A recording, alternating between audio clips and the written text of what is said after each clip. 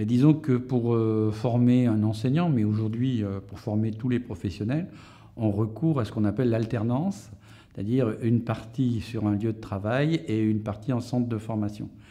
Le problème de ce genre de formation, c'est qu'il y a deux lieux différents. Et donc, c'est une alternance qu'on appelle plutôt juxtapositive. Les gens vivent une chose sur le terrain et autre chose au centre de formation. Pour des jeunes en formation initiale, mais pour des gens aussi en formation continue, c'est extrêmement formateur que d'avoir un moment pour discuter du métier, pour discuter du travail, pour discuter des situations que l'on a rencontrées et des émotions que ça a provoquées. Parce que c'est sur la base de cette émotion qui est ensuite une émotion partagée. En général, on n'a pas su faire, on n'a pas eu de ressources.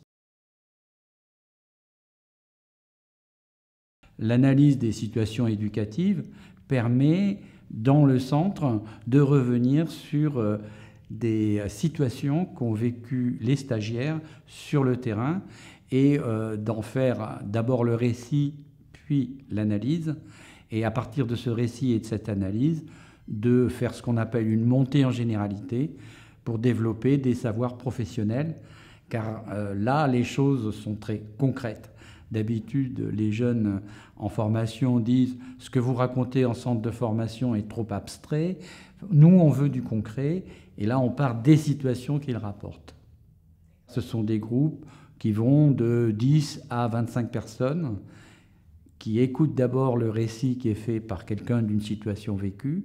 Ensuite, il y a une phase où on discute avec cette personne, qu'on appelle nous une phase d'exploration, où on essaie de se renseigner sur la situation.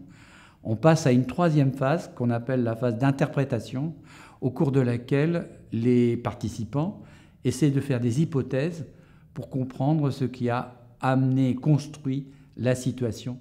Et on termine toujours, et ça c'est très important, pour nous, pour le respect de la personne du narrateur, on termine toujours par une phase où le narrateur rapporte ce qu'il a vécu, ses réactions, on appelle ça la phase de réaction. Une autre précision qui est très importante, c'est de dire que tout ça, ça passe dans un cadre éthique et déontologique très strict, pas de jugement et une confidentialité, c'est-à-dire que ce qui se dit dans ce dispositif ne doit pas sortir à l'extérieur.